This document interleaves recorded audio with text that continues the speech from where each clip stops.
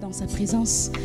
Et j'aimerais t'inviter ce matin à élever ta voix tout simplement et à lui dire merci pour ce jour qu'il nous a donné. C'est un jour dans tout l'univers et ce jour ne reviendra plus jamais. Et Dieu t'a fait la grâce de le voir. C'est une grâce. Merci pour son soleil qui s'est levé sur nous ce matin. Merci pour la santé qui nous a permis d'être là ce matin. Merci pour sa joie et sa paix qu'il nous a donné. Merci Seigneur, nous te disons merci. Merci pour toutes ces choses. Elles paraissent simples, mais elles sont les plus importantes. Oh Dieu, merci pour ta grâce qui nous a soutenus et qui nous a permis d'être là. La grâce que tu nous as faite d'être encore dans ta présence. Pour t'adorer ensemble, tous ensemble, comme un seul corps. Comme un seul corps, unis ensemble par ton esprit. Nous te disons merci. Tu aimes cette unité et c'est toi qui l'as rendue possible. Nous te disons merci. Merci pour ta grâce. Merci pour ta bonté. Merci pour ton amour envers nous. Merci Seigneur. Merci Jésus. Disons-le ensemble. Mon Dieu, il vit à jamais. Il règne avec amour et puissance. Que la terre se prosterne devant lui. Oh, il est exalté. Disons-le ensemble. Mon Dieu, il vit à jamais. Notre Dieu vit d'éternité, pour toute l'éternité il vit. Et il règne avec amour et avec puissance. Que la terre se prosterne devant lui. Car lui seul, il est exalté. Oh, redescendez encore. Notre Dieu, il vit à jamais. Oui, déclare-le avec moi. Oh, il règne avec amour et puissance. Et que toute la terre, alléluia, et ce qu'elle renferme se prosterne devant lui. Car lui seul, il est exalté. Oh, disons-le encore. Mon Dieu, il vit. Seigneur, tu vis à jamais. Tu vis à jamais. Toi seul ne passera pas. Oh, que la terre, et nous qui sommes en toi, Seigneur, nous vivrons aussi pour l'éternité, car tu es exalté. Et nos yeux sont fixés sur Jésus. Sur toi, Jésus, à jamais fixé sur Jésus. Oui, toi seul, nos yeux sont fixés sur Jésus. Chaque jour, à jamais fixé sur Jésus. Alléluia. Nos yeux sont fixés sur toi, Seigneur Jésus. Nos yeux sont fixés sur toi. Nos yeux sont fixés sur toi. Oh, nos yeux sont fixés sur toi. Toi qui es l'auteur de notre foi et toi qui l'amènes à la perfection chaque jour. Toi, chaque jour, tu travailles en nous afin de rendre parfaite cette foi que tu nous as donnée. Afin de rendre parfaite cette foi que tu nous as donnée. À toi seul soit la gloire, Seigneur Jésus. Oh, nos yeux sont fixés sur un seul maître, un seul Seigneur, une seule personne, un seul roi, le Seigneur Jésus, le Seigneur Jésus. Nos yeux sont fixés sur toi. D'éternité en éternité, tu es Dieu. Tu es la parole faite chair qui est venue à nous. Tu es la parole faite chair qui est descendue nous chercher. Oh Seigneur, merci. Que serons-nous devenus sans toi? Que serons-nous devenus sans ta grâce? Que serons-nous devenus sans ton amour? Que serons-nous devenus sans toi, Seigneur Jésus? Nos yeux sont fixés sur toi et nous voulons garder nos regards sur Jésus. Oh, nous voulons nous détourner de toutes ces choses qui nous enveloppent si facilement et nous voulons courir les yeux fixés sur Jésus, ayant les regards sur Jésus, qui est l'auteur, et le perfectionneur de notre foi. Merci Seigneur Jésus. Merci parce que lorsque nous tournons le regard vers toi, nous restons fermes, nous restons stables. Alléluia.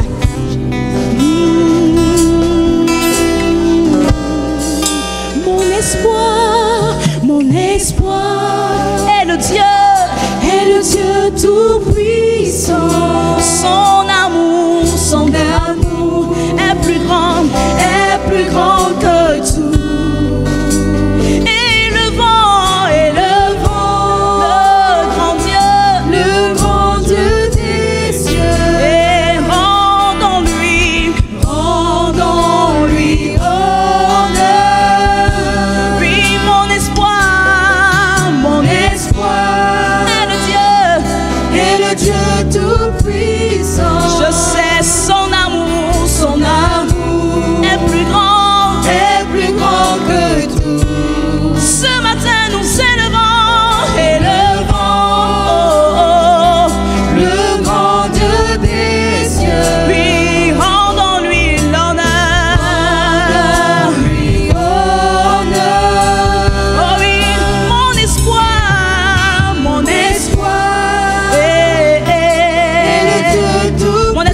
est le Dieu tout-puissant. Oh, son âme, je sais que son amour est plus grand que tout. Et nous élevons le grand Dieu des cieux. Rendons-lui tout l'honneur. Oh oui,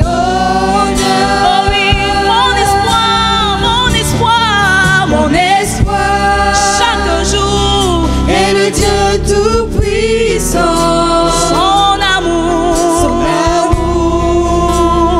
est plus grand que tout. Et nous élevons, eh oui, le grand Dieu des cieux. Rendons-lui honneur. Oh oui, et nos yeux sont fixés sur Jésus, sur toi Jésus, à jamais fixé sur Jésus. Nos yeux sont fixés sur Jésus, sur toi Jésus, à jamais fixé sur Jésus. Il règne déjà.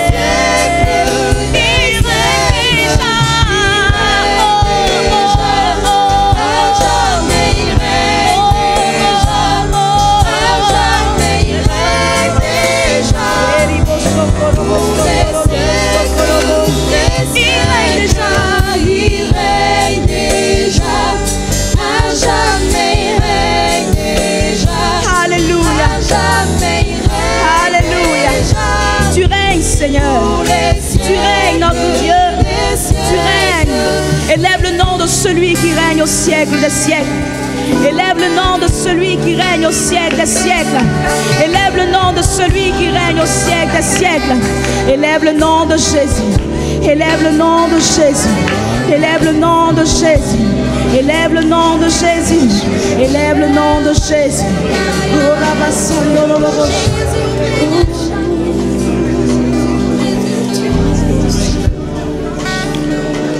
Alléluia. Bénissons le nom du Seigneur. Tu es digne de gloire. Nous honorons ta présence au milieu de nous. Merci de nous avoir sauvés. Merci de nous avoir lavés par ton sang précieux. Merci de nous avoir purifiés, rendus propres, dignes d'accueillir ta présence. Tu as fait de nous les temples du Saint-Esprit.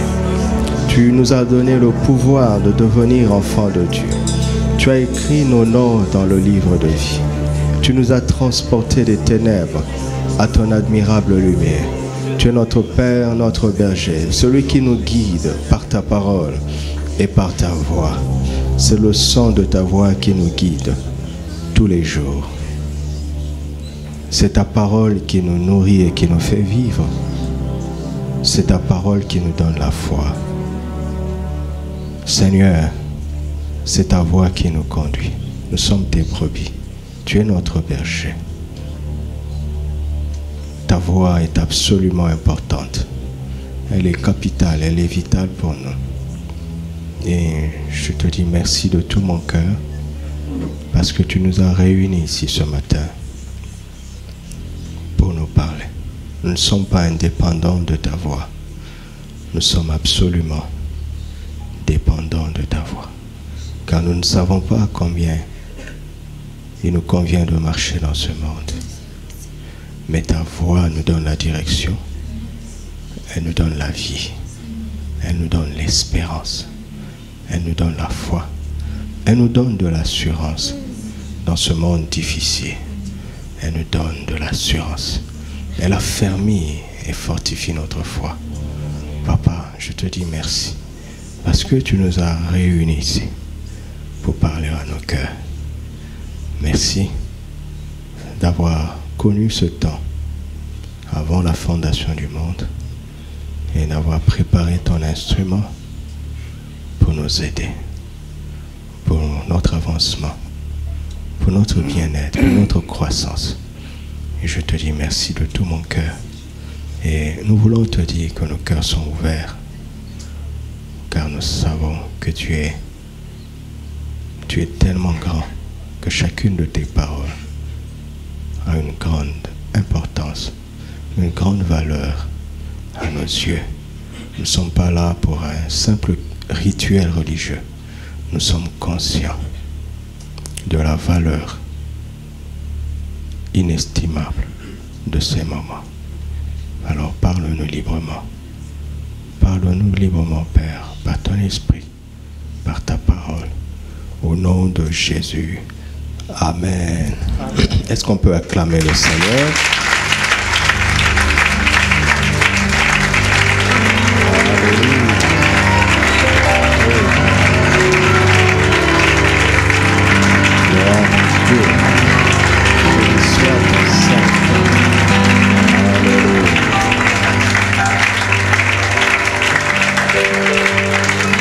Amen. Alléluia. Merci. Veuillons nous rasseoir en saluant notre bien-aimé, n'est-ce pas, qui est à côté de nous. Je suis heureux ce matin parce que Dieu a décidé de nous prêter main forte, n'est-ce pas, en nous envoyant son serviteur. Comme je l'ai annoncé dimanche dernier, nous avons la grande joie, sincèrement, et le privilège de recevoir papa et maman Dir, qui sont pasteurs à la communauté des vainqueurs en Côte d'Ivoire, à Abidjan. Pour ceux qui connaissent, ils sont aussi des autorités dans les assemblées de Dieu en Côte d'Ivoire. Mais pour nous, c'est notre famille, ils sont comme nos parents. Nous avons été en connexion avec eux grâce à leur fils, le frère Benjamin, qui est venu ici en tant qu'étudiant. Et le contact s'est fait naturellement. Et nous sommes plus que simplement des serviteurs de Dieu, mais nous sommes une famille, sincèrement. Alors, pasteur, vous avez toute la liberté. Vous êtes à la maison. Nous l'accueillons avec joie.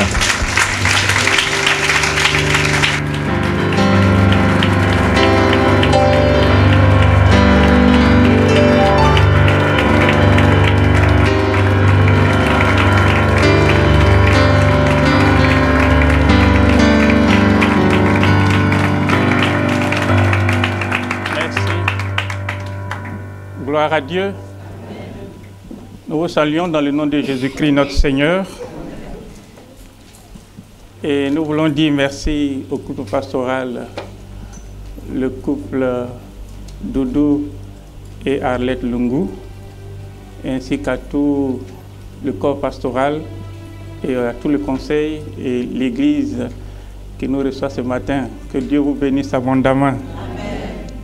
C'est un privilège, mais aussi c'est une grande responsabilité que de pouvoir parler de la part de Dieu. Et c'est pour cela que je voudrais encore une fois demander au pasteur Doudou de prier pour nous. Père, nos cœurs sont disposés et nous avons confiance en ton esprit qui conduit ton serviteur.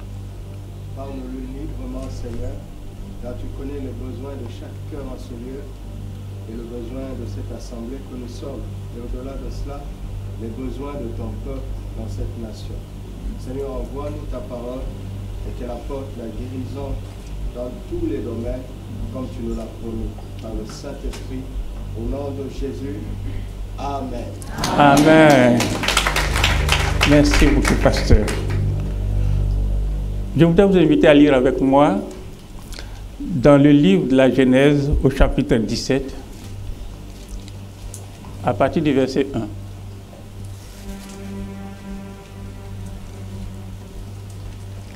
Genèse 17, versets 1 à 8.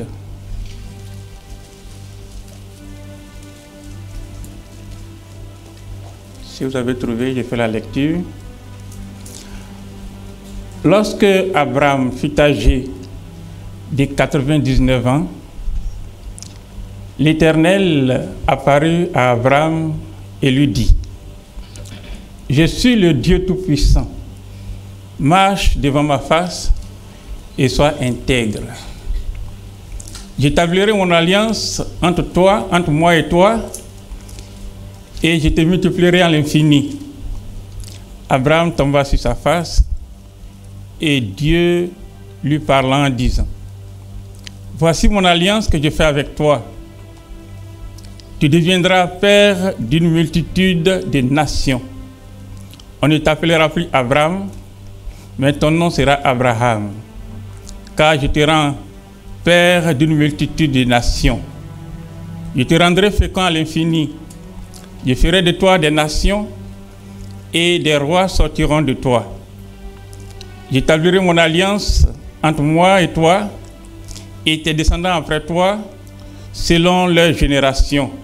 Ce sera une alliance perpétuelle, en vertu de laquelle je serai ton Dieu, et celui de ta postérité après toi. Je te donnerai et à tes descendants après toi le pays que tu habites comme étranger, tout le pays de Canaan, en possession perpétuelle, et je serai leur Dieu. Amen. Ce matin, je voudrais parler de la toute-puissance de Dieu. Et le thème, c'est les 7 pouvoirs de Dieu. Et le titre principal, c'est le fait de la toute-puissance de Dieu et sa capacité à subvenir à tous nos besoins. La toute-puissance de Dieu et sa capacité à subvenir à tous nos besoins. Et je voudrais m'appuyer sur l'exemple d'Abraham, premièrement. Mais nous allons relever également 7 versets essentiels dans la parole de Dieu qui mettent en évidence ce que Dieu est capable de faire pour nous. Abraham, nous le savons, est le père de la foi.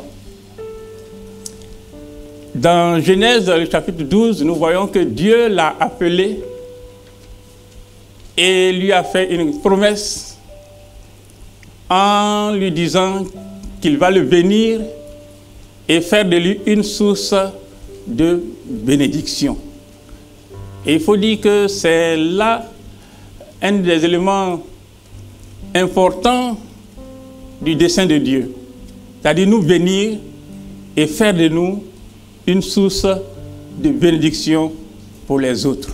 Alléluia. Il faut dire que nous ne sommes pas venus seulement pour nous-mêmes, mais aussi pour le monde entier. Dans nos familles, comme dans la société, partout où Dieu nous met, nous devons pouvoir être des sources de bénédiction. Seulement, Abraham a dû attendre 25 ans avant de voir la promesse de Dieu se réaliser à son endroit. Et lorsque nous lisons le livre des Actes des Apôtres, au chapitre 7, nous découvrons que Dieu avait déjà appelé une première fois Abraham lorsqu'il était en Mésopotamie. Mais dans Genèse 12, nous voyons qu'il l'appelle une seconde fois. Abraham a dû attendre, comme je l'ai dit, 25 ans pour voir la promesse. Et durant ces 25 ans, il attendait, il recherchait cette bénédiction. Seulement, il a dû parfois employer des méthodes et des stratégies particulières pour pouvoir atteindre ses objectifs, pour avoir la bénédiction de Dieu. C'est pour cela que lorsque Dieu intervient dans le chapitre 17, il lui dit « Je suis le Dieu Tout-Puissant. Marche devant ma face et sois intègre. » Dans le chapitre 12, où il a été appelé, nous voyons qu'après, il y a eu une famille où il était. Et Abraham est descendu en Égypte. Et en allant en Égypte, il a dit à sa femme en chemin, lorsque nous serons en Égypte, il faut dire que tu es ma sœur.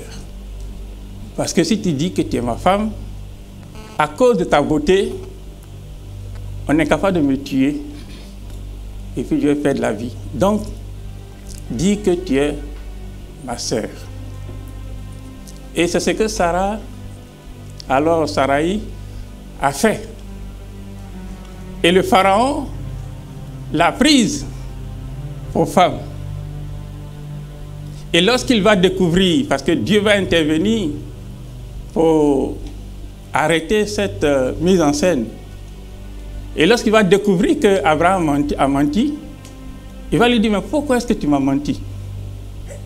Donc on voit qu'Abraham a utilisé une stratégie de son temps pour qu'on puisse bien le traiter. Deuxièmement, on voit également Abraham, sur le conseil de sa femme, Sarah, aller avec sa servante Agar. Dans la coutume de l'époque, ça s'est fait. Donc, c'est une coutume de l'époque. C'est quelque chose qui est accepté dans le contexte. C'est quelque chose qui est pratiqué. Et donc, Abraham a suivi le conseil de Sarah et il a eu un enfant, Ismaël. Et nous voyons qu'avec Ismaël et avec Agar, il y a eu des problèmes. Pourtant, Dieu a prévu venir Abraham.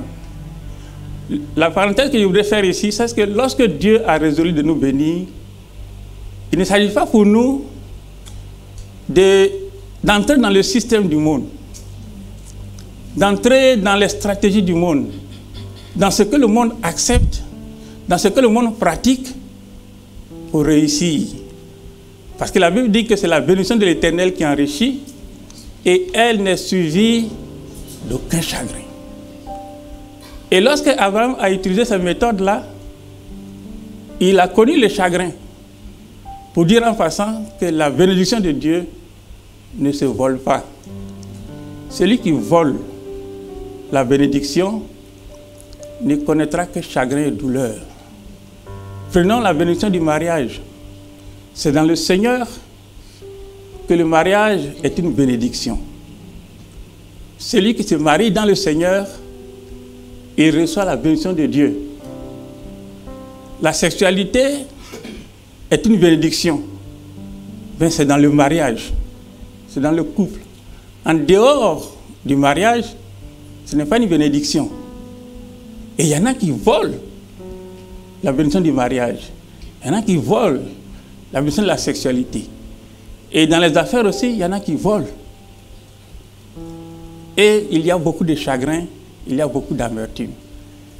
Alors Dieu va intervenir pour freiner Abraham. Il lui dit, Abraham, je suis le Dieu Tout-Puissant. En d'autres termes, c'est moi qui t'ai fait la promesse de te bénir. Et moi qui ai fait la promesse, je suis capable de satisfaire à ton besoin.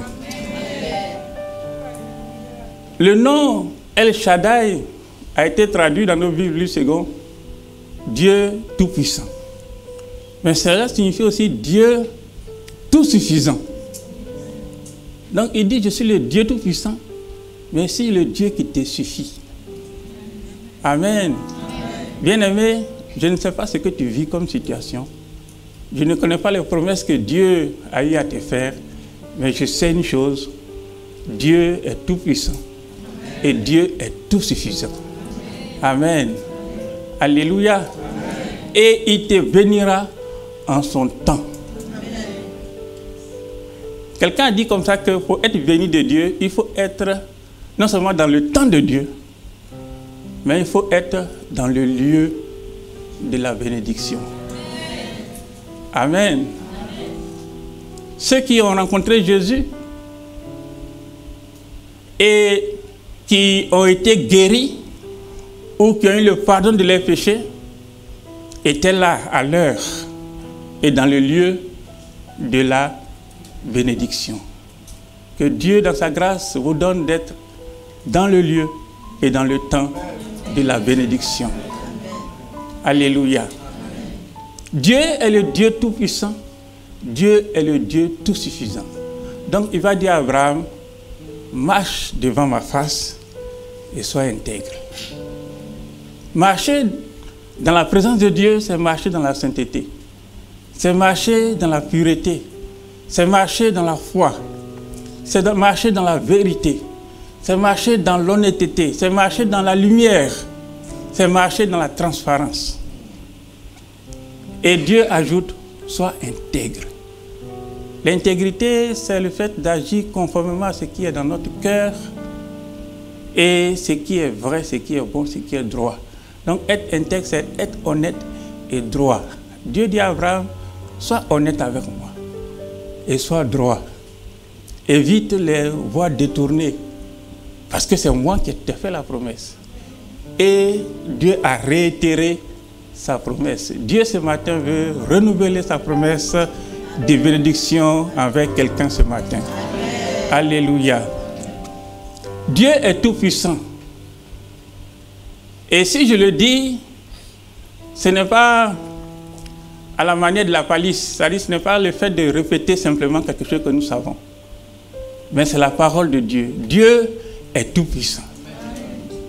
Et dans Deutéronome, le chapitre 3, le verset 24, Moïse, après avoir vu les grandes œuvres de Dieu, va dire ceci, « Seigneur éternel, tu as commencé à montrer à ton serviteur ta grandeur et ta main puissante. Car quel Dieu y a-t-il au ciel et sur la terre qui puisse imiter tes œuvres et tes hauts faits? Quel Dieu? Il est le seul qui est tout-puissant. » Amen. Et dans Matthieu, le chapitre 19, le verset 26, alors que ses disciples demandaient, mais Seigneur, qui peut être sauvé? Il dit ceci, aux hommes cela est impossible, mais à Dieu tout est possible. Il a dit tout est possible à Dieu. Donc cela revient à dire que Dieu peut faire tout ce qu'il veut et que rien ne lui est impossible. Évidemment, Dieu ne peut pas mentir parce que cela est contraire à sa nature. Donc Dieu fera toujours ce qui est conforme à sa nature, à son caractère et à sa volonté. Il ne fera pas le contraire. Donc si on dit Dieu ne peut pas mentir, ça ne réduit pas sa toute puissance parce que c'est contraire à sa nature. Donc Dieu est tout puissant. Amen. Et dans le livre de Job, chapitre 1, le verset 12, nous voyons que même la toute-puissance de Dieu restreint Satan dans ses actions. Dieu va permettre à Satan d'avoir accès à Job. Et la parenthèse que je voudrais faire, c'est que c'est Dieu lui-même qui a rendu témoignage de l'intégrité de Job. Que Dieu puisse être celui-là qui rend votre témoignage. Amen. Il a dit à Satan, tu as vu mon serviteur Job? Dans toute ta promenade sur la terre, tu l'as vu? Il n'y a pas quelqu'un d'intègre comme lui. Et Satan a lancé un défi pour dire que Job, il te sert parce que tu le bénis. Donc, en fait, Dieu, je paraphrase, tu n'es pas digne d'être aimé, d'être adoré. Tu achètes l'amour des gens parce que tu bénis Job, qu'il te sert. Mais retire-lui ce que tu lui donnes et tu verras. Il va te maudire en face. Dieu dit, je le connais. Donc je t'autorise à prendre tout ce qui lui appartient. Mais ne touche pas à sa vie. Amen. Cette parole-là, si Dieu ne l'avait pas prononcée, ce n'était pas bon pour Job.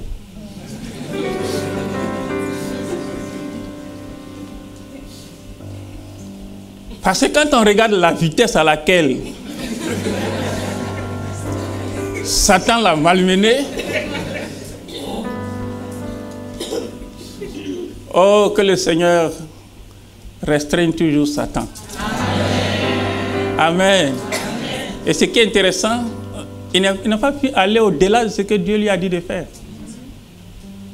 Mais est-ce que le désir de Satan, c'était de s'arrêter là? Non.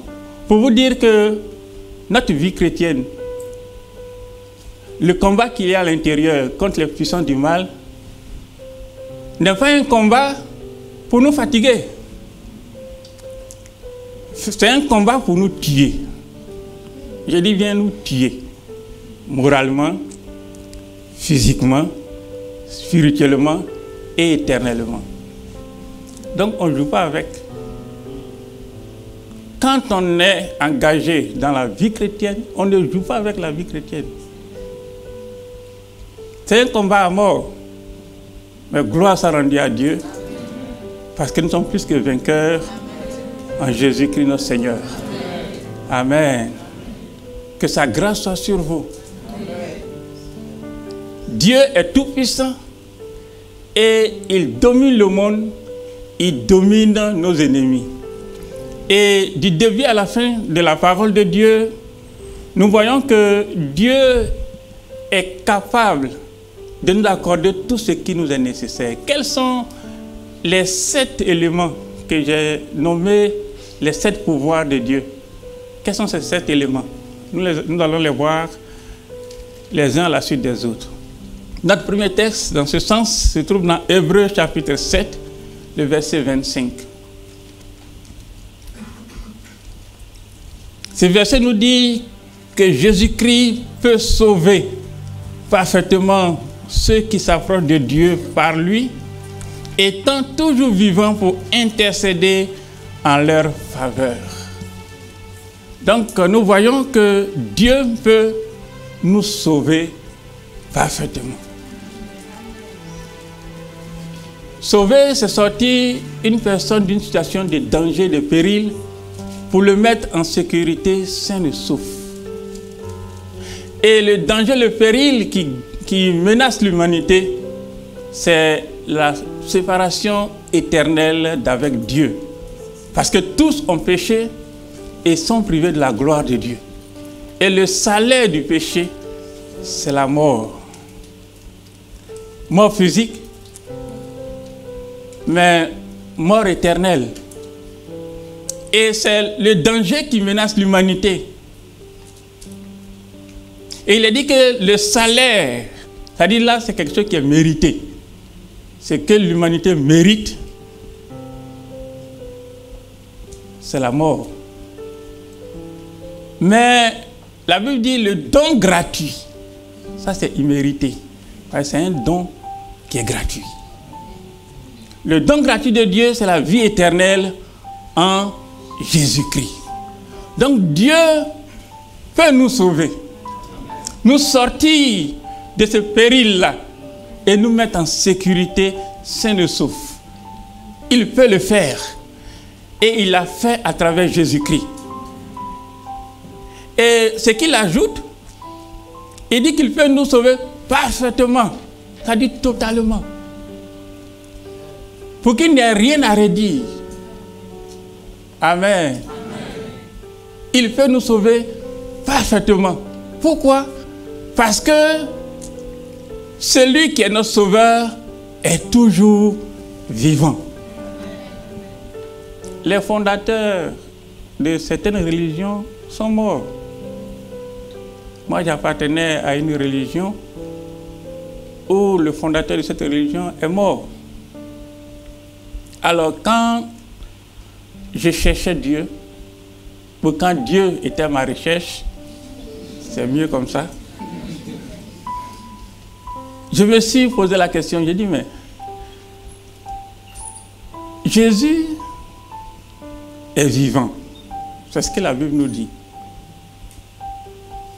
C'est ce que aussi ma religion d'alors me dit. Mais le fondateur de ma religion, il est mort. Et Jésus, il est vivant. Il a connu la mort et il est revenu à la vie. Donc, si moi je meurs, c'est lui qui est capable de me ramener à la vie. Amen. Et c'est cela qui m'a amené à me donner au Seigneur. Parce qu'il est toujours vivant pour intercéder en notre faveur. Bien-aimé, ton Dieu peut te sauver. Te sauver de toute situation en dehors du salut qu'il t'a donné en Jésus-Christ, de toute situation de détresse, toute situation difficile. Partout où ta vie est menacée, Dieu est capable de te sauver. Amen. Deuxièmement, 2 Timothée chapitre 1, verset 12. Paul écrit, « Je sais en qui j'ai cru et je suis persuadé qu'il a la puissance de garder mon dépôt jusqu'à ce jour-là. » Je sais en qui j'ai cru et je suis persuadé qu'il a la puissance de garder mon dépôt jusqu'à ce jour-là. Deuxièmement, Dieu peut nous garder. La vie que Dieu nous a donnée, notre existence, est menacée tous les jours. Mais Dieu a la capacité, le pouvoir de nous garder. Et ici, la métaphore est en rapport avec un dépôt fait dans une banque. Donc Dieu est capable de faire fructifier ta vie. Il nous demande de porter du fruit. Mais c'est le Saint-Esprit qui produit ce fruit-là en nous. Amen. Donc c'est en toute confiance que nous pouvons lui faire le dépôt de notre vie. Pour dire, Seigneur, je dépose ma vie, j'investis ma vie, je te donne ma vie et je te fais confiance. Amen. Dieu ne nous décevra jamais. Je voudrais prendre l'exemple d'Élie. Élie, vous le connaissez, c'est le prophète qu'on appelait le prophète de feu. Parce qu'avec lui, c'est le feu. Quand il devait confronter les prophètes de Baal, il a invoqué Dieu. Il leur a dit que le Dieu qui va répondre par le feu, c'est lui qu'il faut adorer. Et il a prié, le feu est descendu du ciel. Lorsque le roi Akab a envoyé ses soldats pour aller le chercher, il y a un qui est venu, il a dit, homme de Dieu, le roi dit de venir te chercher, tu vas me suivre. Avec arrogance. Alors Élie va dire, si je suis homme de Dieu, que le feu descende du ciel pour te consumer. Et ça s'est produit. On a envoyé un second. Il a dit la même chose. Le feu est descendu, ça l'a consumé. On a envoyé un troisième. Lui, quand il est venu, il s'est couché.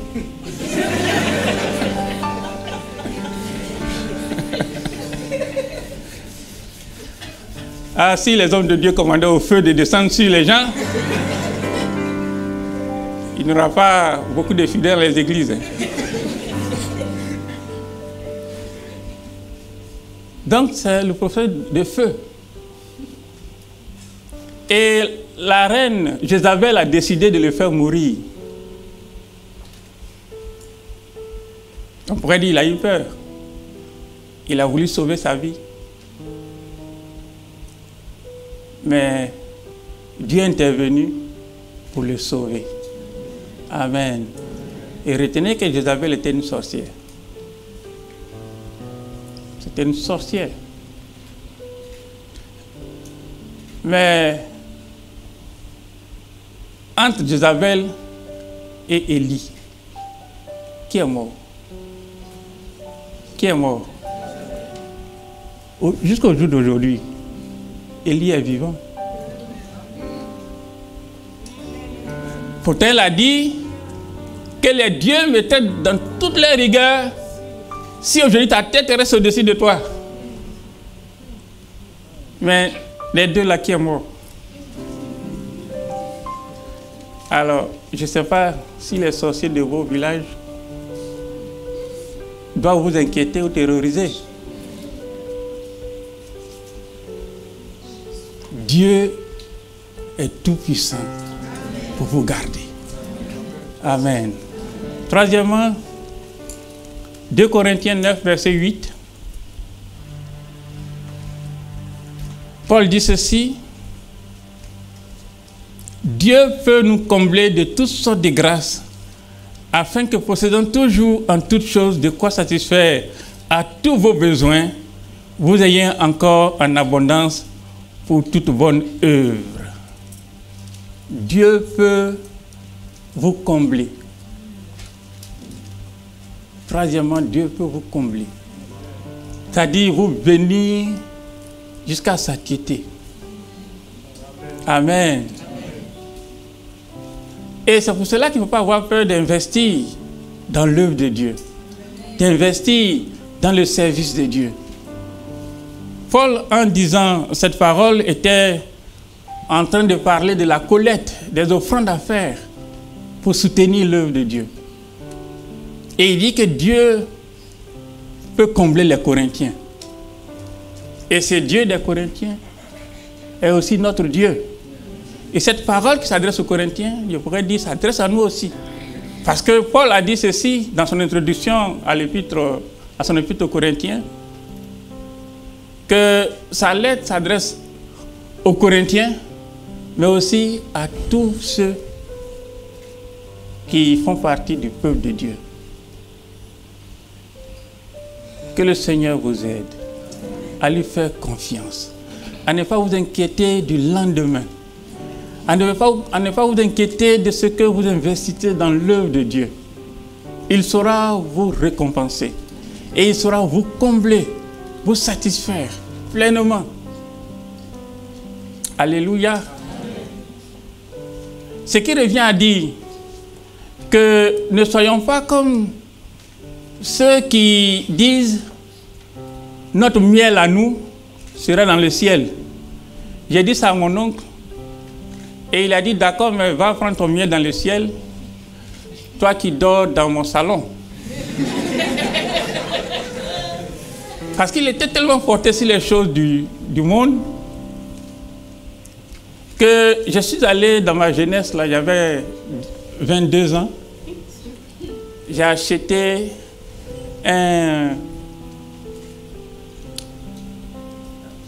une affiche sur laquelle est écrit: que servirait-il à un homme de gagner le monde entier s'il perdait son âme? Et une deuxième affiche: cherchez premièrement le royaume de Dieu et sa justice, et tout ce vous sera donné par-dessus. Alors il est venu dire: fiston, c'est toi qui as mis ces choses-là? Il dit: oui, tonton, c'est moi.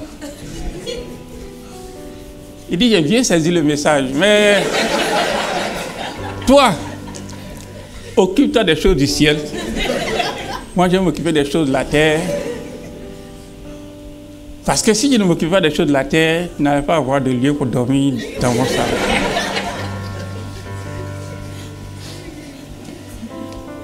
Alors, j'ai compris que les grâces de Dieu, ce n'est pas au ciel qu'on a besoin de ça. C'est d'ici, c'est ici. Amen. L'abondance, là, c'est ici. C'est ici qu'il y a des besoins. C'est ici qu'on a faim. C'est ici qu'on est malade. C'est ici qu'on est attristé. N'est-ce pas? Qu'on a besoin de consolation. Qu'on a besoin de guérison. Qu'on a besoin de nourriture, de vêtements, d'un toit. De vivre à l'aise. D'avoir le minimum. Amen. Donc Dieu peut vous combler. Que son nom soit béni. La prospérité est aussi dans l'évangile. C'est contraire à l'évangile de prospérité. D'accord?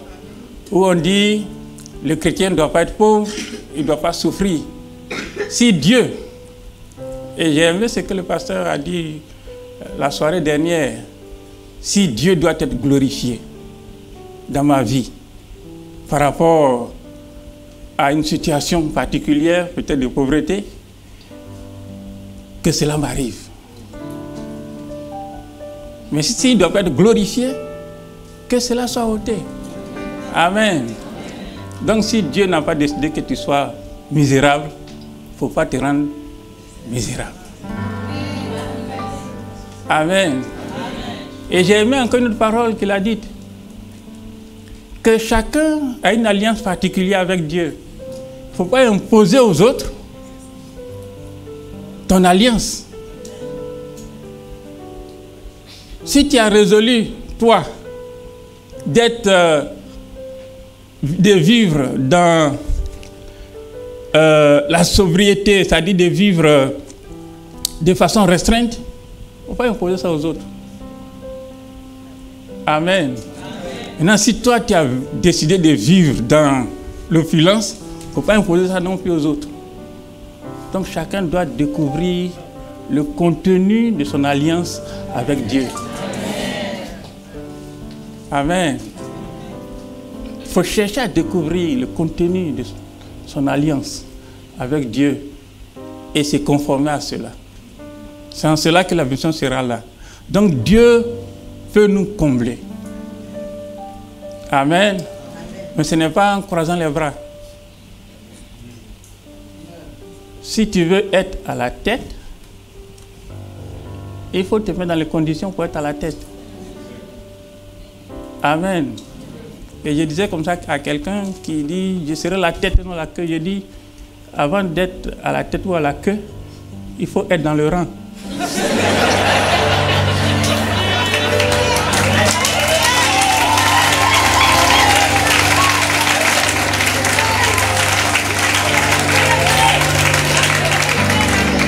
Si tu n'es pas dans le rang,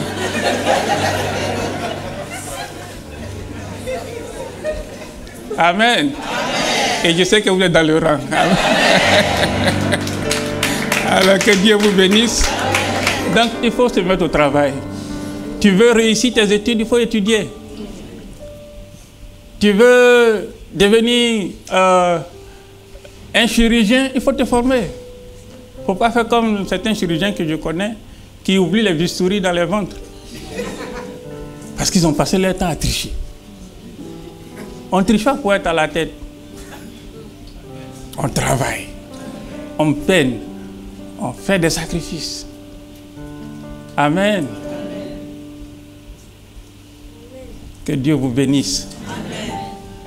Quatrièmement, Hébreux chapitre 2, verset 18.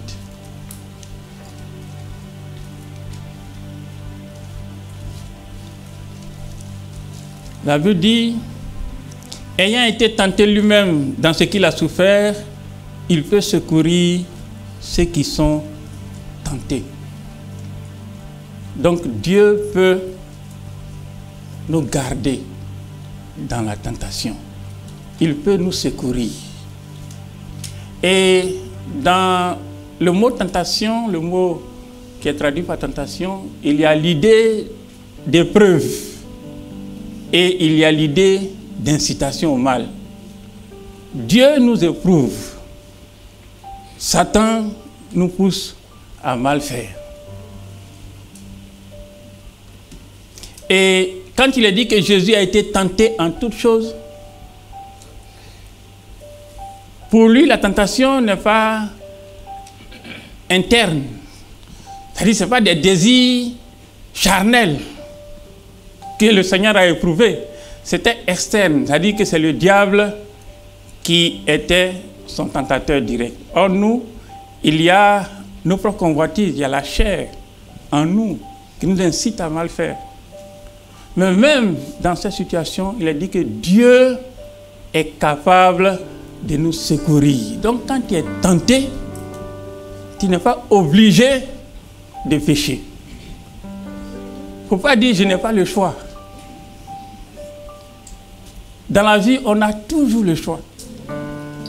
Il y avait un jeune homme qui était étudiant dans une école où, simultanément avec les études, il y avait le sport, la pratique du sport. Il était basketteur. Et un après-midi, il avait un entraînement et en même temps, il avait un examen. Alors, il allait voir son prof pour lui dire « je vais demander la permission parce que j'ai un entraînement très important. » Alors, le professeur lui a dit « si tu vas, tu auras 0. » Il a dit « mais je n'ai pas le choix. Parce que c'est le dernier entraînement pour que nous soyons sélectionnés. Donc, je n'ai pas le choix. » Le professeur lui a dit « tu as le choix. Tu as choisi d'aller faire l'entraînement plutôt que de faire ton examen. Donc, c'est un choix, tu as le choix. » Bien aimé, on a toujours le choix. Donc, il ne faut jamais dire « je n'ai pas le choix ». Même, on ne peut pas dire non plus « je n'ai pas le temps ». Le temps est déterminé, ou bien l'utilisation de notre temps est déterminée par nos priorités. C'est-à-dire, qu'est-ce qui est prioritaire pour nous? Et dans le domaine de la tentation, qu'est-ce qui est prioritaire pour nous? Est-ce la gloire de Dieu ou bien la satisfaction de nos désirs charnels? Qu'est-ce qui est prioritaire? Ce qui est intéressant, c'est que Dieu est prêt à nous secourir. Amen. Si nous-mêmes, nous ne nous mettons pas dans des situations de danger, parce qu'il y a des jeunes gens qui se sont mis dans des situations critiques et ils en ont fait les frais. Par exemple, 2 jeunes qui sont fiancés, ils ont dit « nous nous aimons tellement que il faut que nous puissions nous démontrer notre amour. » Et ils étaient assis dans le studio du jeune homme et ils ont dit « Seigneur, si c'est ta volonté que nous puissions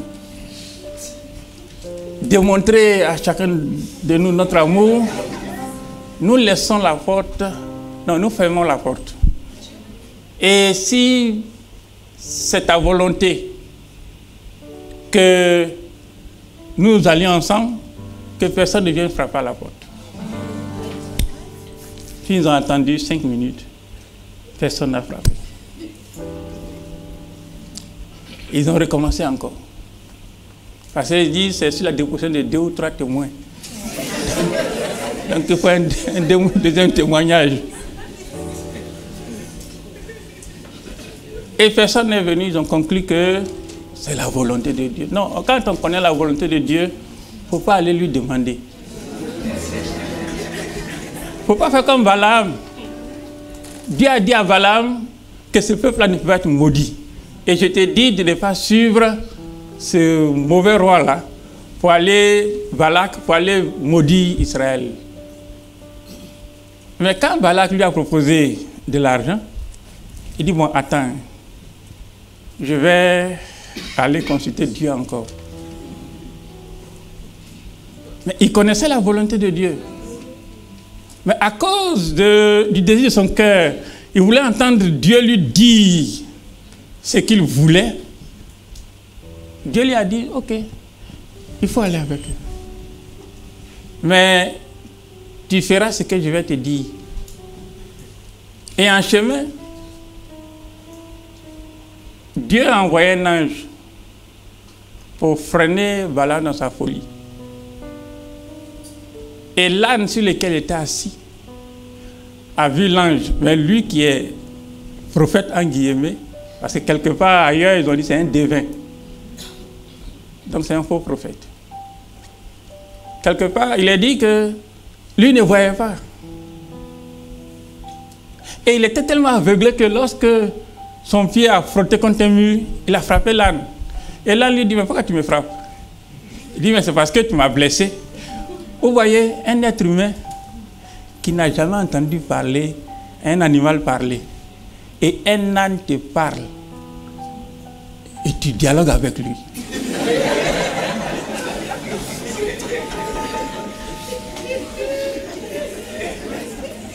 Quand on est aveuglé, c'est comme ça. Hein? Dieu te parle, tu ne peux pas comprendre. Parce qu'en fait, c'est Dieu qui a parlé par la bouche de l'âne.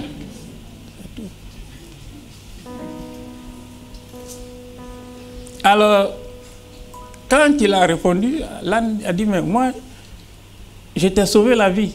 Et c'est à ce moment-là que ses yeux sont ouverts et il a vu l'ange avec l'épée nue. Quand on connaît la volonté de Dieu, si nous agissons autrement, ce sont les ânes qui vont nous parler.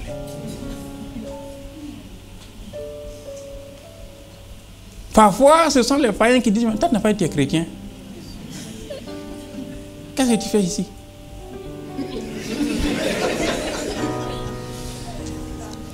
Qu'est-ce que tu fais avec nous dans la boîte de nuit là? Donc je suis venu rendre témoignage.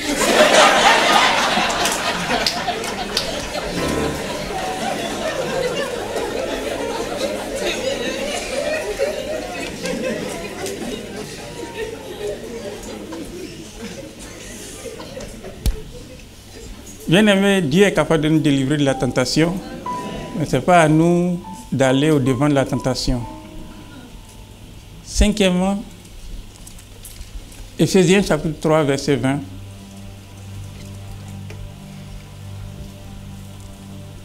Il a dit, « Or à celui qui peut faire, par la puissance qui agit en nous, infiniment au-delà de tout ce que nous demandons ou pensons, à lui soit la gloire dans l'Église et en Jésus-Christ, dans toutes les générations, au siècle des siècles.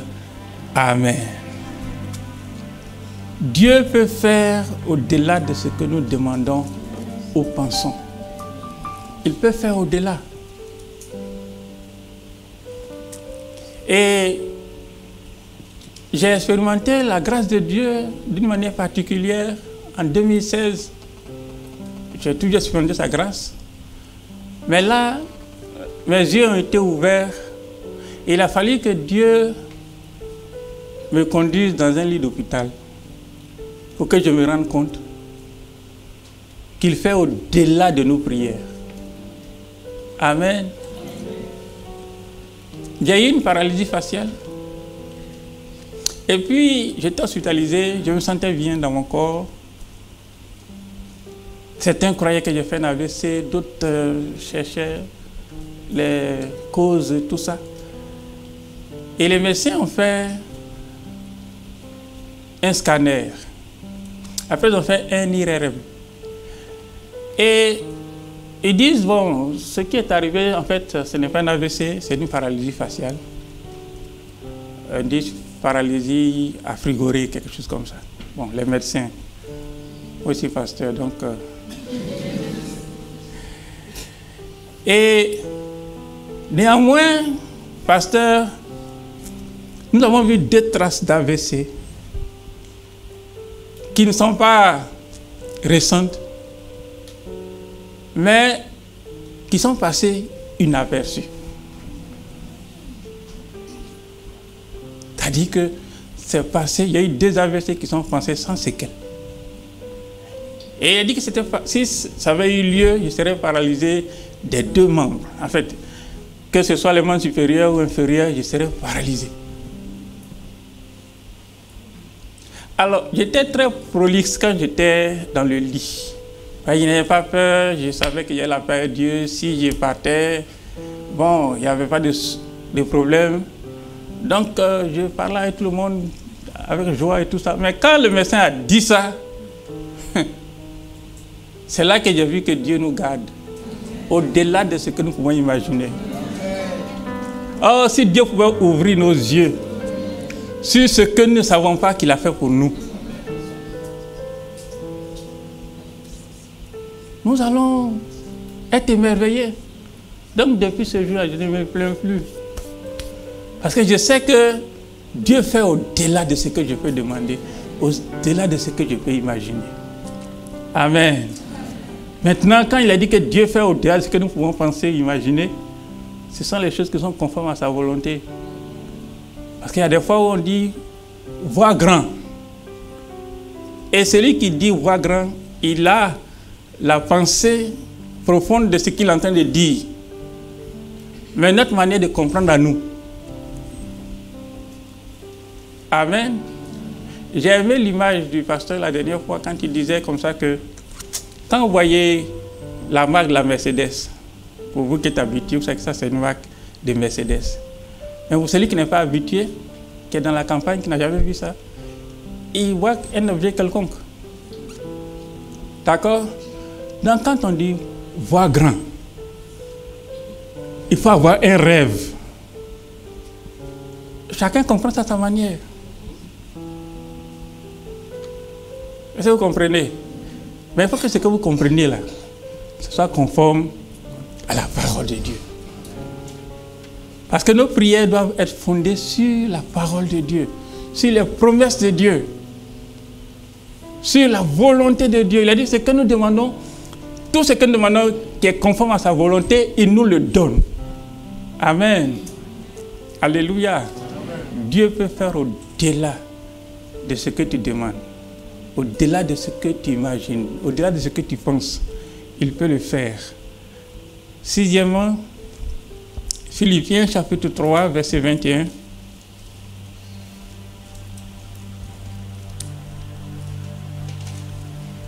Il est dit que le Seigneur Jésus-Christ transformera le corps de notre humiliation en le rendant semblable au corps de sa gloire, par le pouvoir qu'il a de s'assujettir toutes choses.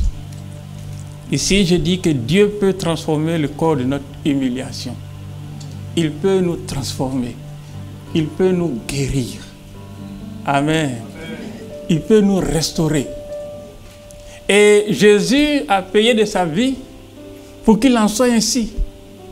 Pour que par ses maîtresses, nous soyons guéris. Et nous sommes en droit de demander à Dieu de nous guérir. Amen. Il n'a jamais dit que nous ne serons pas malades. Il n'a pas dit ça. Il ne nous a jamais dit de nier la réalité. Parce qu'il y en a qui sont malades, ils disent « je ne suis pas malade ». Parce que si je dis « je suis malade », la maladie va me craser. C'est ce que tu dis de ta bouche, c'est ça qui va avoir effet sur toi. Dans un certain sens, ce que nous disons, nous le croyons, et parce que nous le croyons, ça a une influence sur nous. Mais voyons David qui disait comme ça, il dit, il va arriver un jour que je meurs de la main de Saül. Parce qu'il est la poursuite de ma vie, Seigneur. Et je finirai par mourir de sa main. Mais est-ce que c'est Saül qui a tué David? Non. Pourtant, la confession n'était pas positive.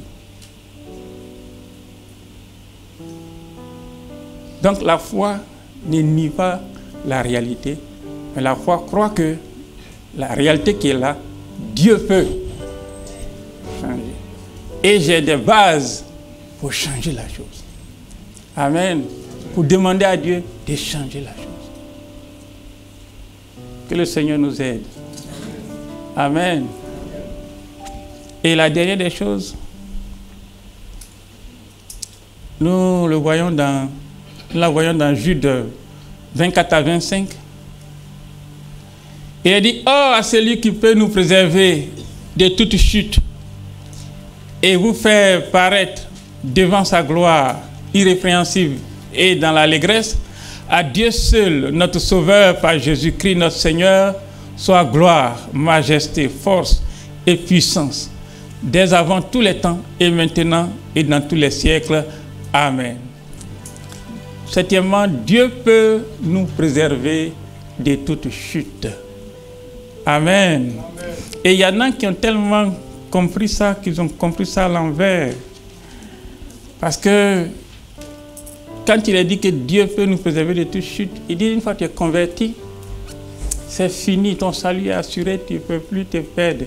Tu peux vivre comme tu veux, mais le fait que tu aies cru, quel que soit Alpha, tu es sauvé. Mais ce n'est pas vrai. Parce qu'il a dit, c'est celui qui va persévérer jusqu'à la fin qui sera sauvé. Mais celui qui est sauvé, qui croit en Jésus-Christ, véritablement, peut être certain que Dieu le gardera jusqu'à la fin. Amen. Il peut nous préserver de toute chute. Il peut nous préserver de toute chute, de toute rétrogradation. Il y en a qui ont commencé la vie chrétienne et qui l'ont terminée. Et bien terminée. Et il y en a qui l'ont commencé et qui ont mal terminé. Ne dis pas je suis trop faible pour ne pas arriver. Au contraire, celui qui est conscient de sa faiblesse apprendra à dépendre de Dieu. Mais celui qui a trop d'assurance, c'est celui-là qui risque d'avoir des problèmes. Vous savez, Dieu a dit ceci à Gédéon, et je termine là-dessus. Va vers la force que tu as. Mais avant que Dieu ne lui dise cela, Gédéon a dit quoi? Il dit, ma famille est la plus petite à Manassé.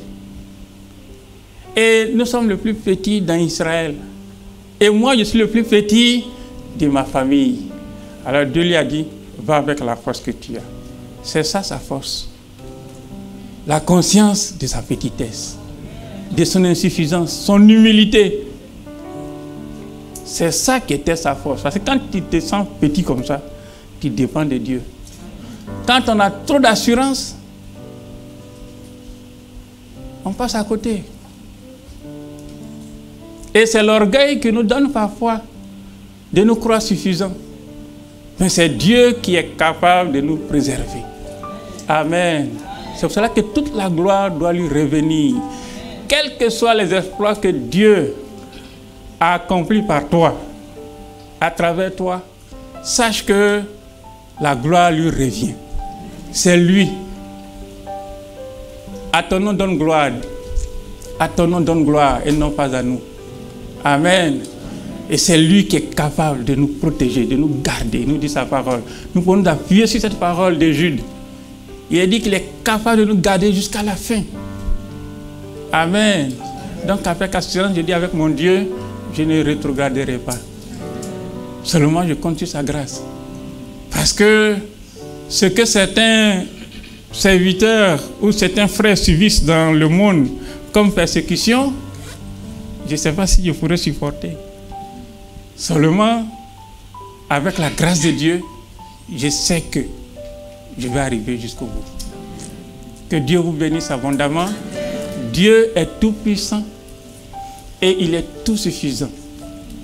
Il peut nous sauver, il peut nous préserver, il peut nous secourir, il peut satisfaire à tous nos besoins et il peut nous combler parfaitement et nous garder jusqu'à la fin. Que son nom soit béni. Amen.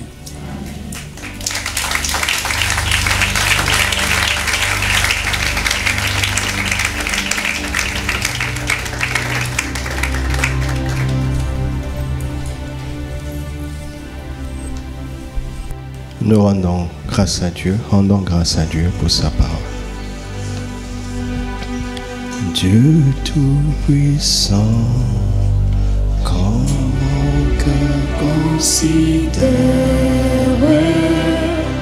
tout l'univers créé par ton pouvoir, le ciel d'azur, les éclairs, le tonnerre,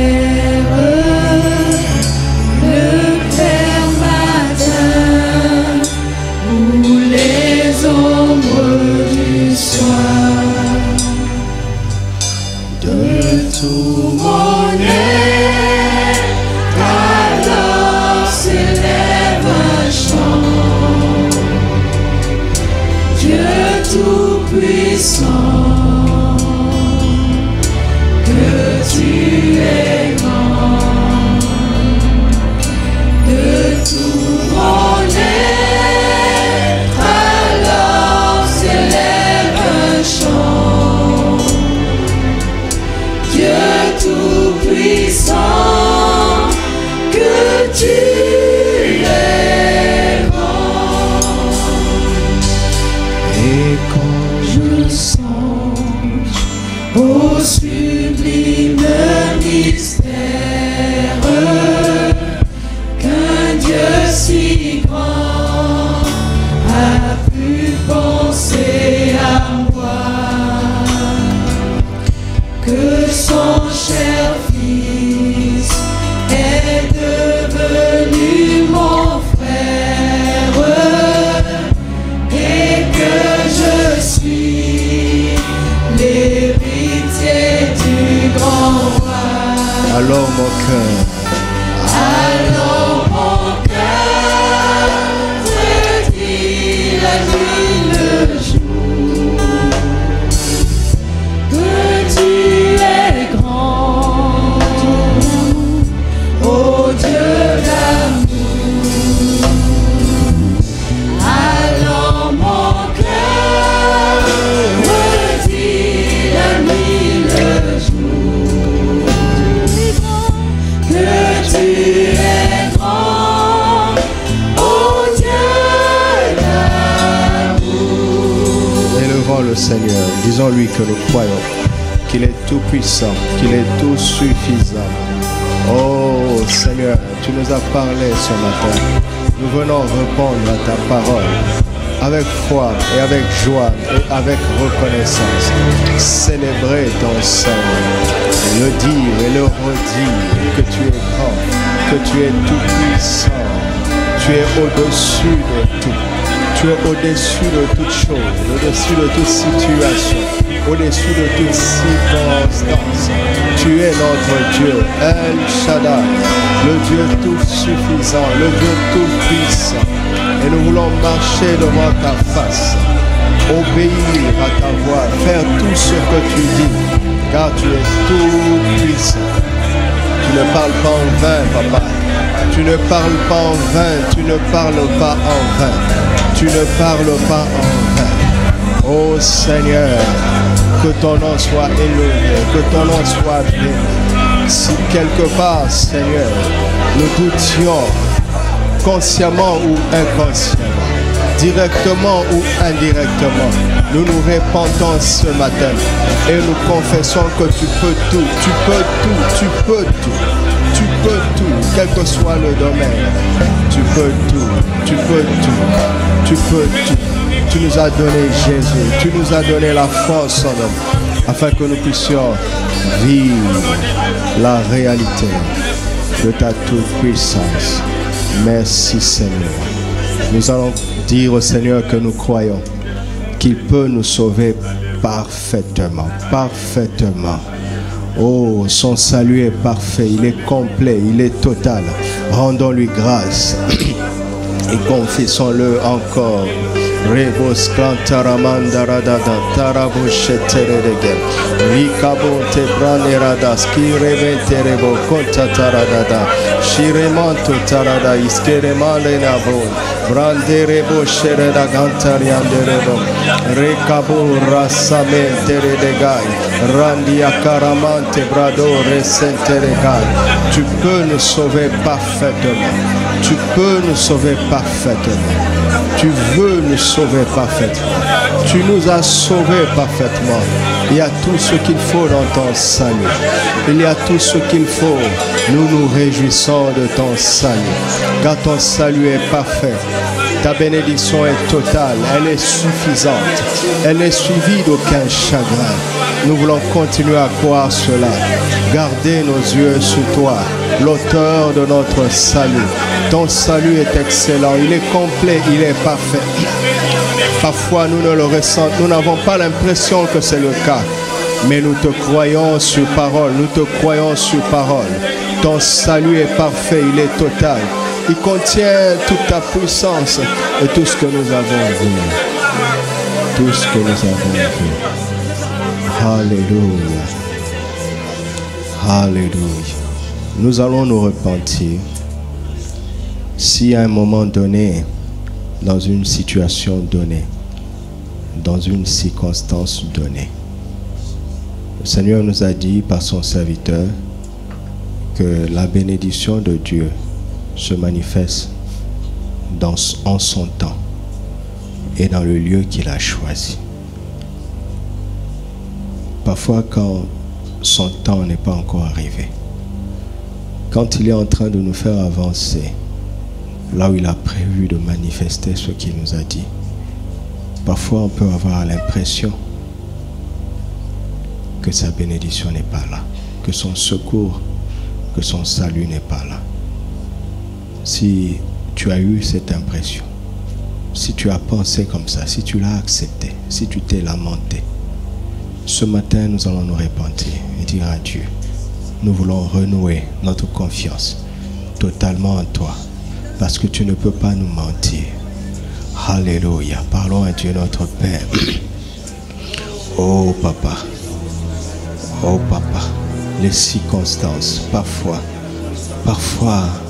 sont là pour mettre à l'épreuve notre foi. Nous te demandons pardon ce matin si nous avons vacillé.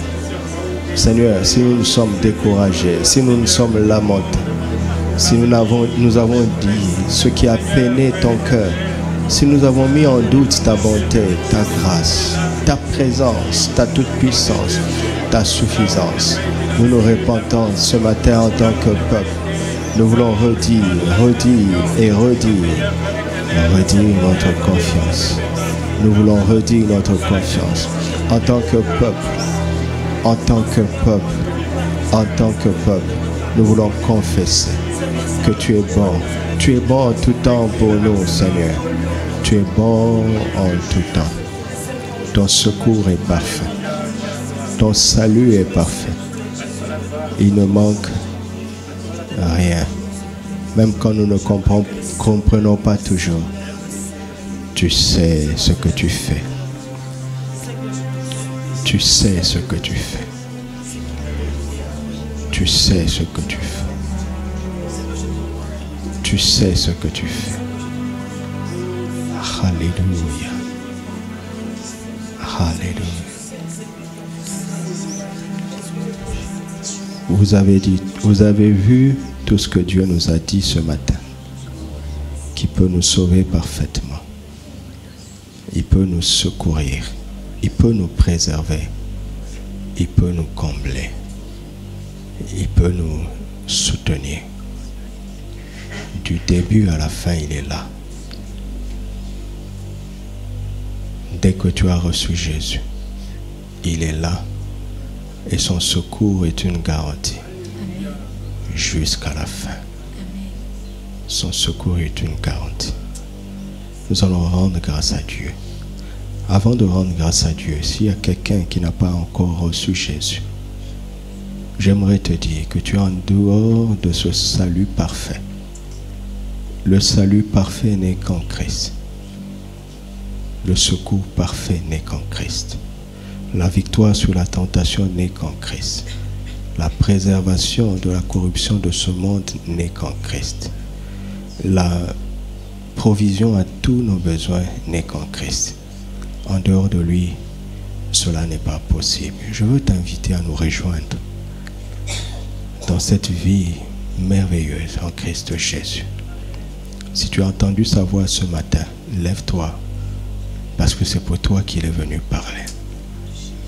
Il sait que ce sur quoi tu t'appuies est imparfait. Tu peux avoir quelques victoires quelque part, mais tu le sais, que ce sur quoi tu t'appuies est imparfait. Seul le nom de Jésus peut nous sauver parfaitement. Si tu es là, lève-toi simplement. Lève-toi. Lève-toi. Pour le recevoir.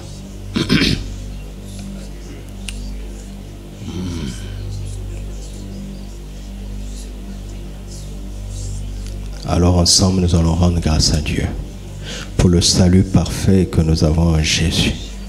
Rendons grâce jusqu'à ce que sa joie envahisse notre cœur et que cela devienne une réalité dans notre âme, Alléluia.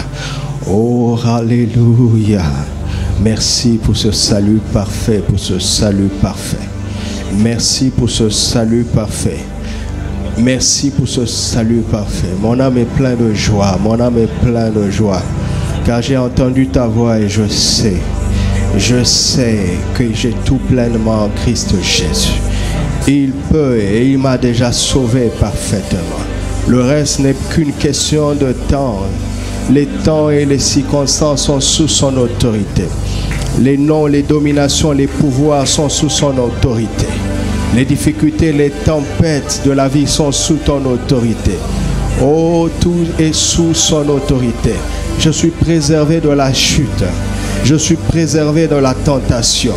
J'ai une garantie de toujours avoir ce dont j'ai besoin. Oh, merci Jésus, merci Jésus. Merci Jésus. Nous, ton peuple, ce matin, voulons te dire merci. Et nous voulons nous contenter de toi et nous réjouir de t'avoir. Oh, merci Père.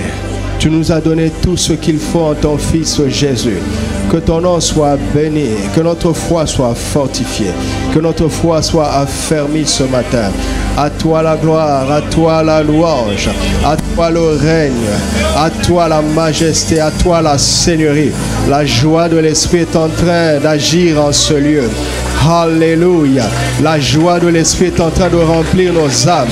Oh, praya sento talanama shadalanada. E karabo santerene karikabo shere tarababa. Rekaba santo telelele. Iraba shekarababa barantereko sharada.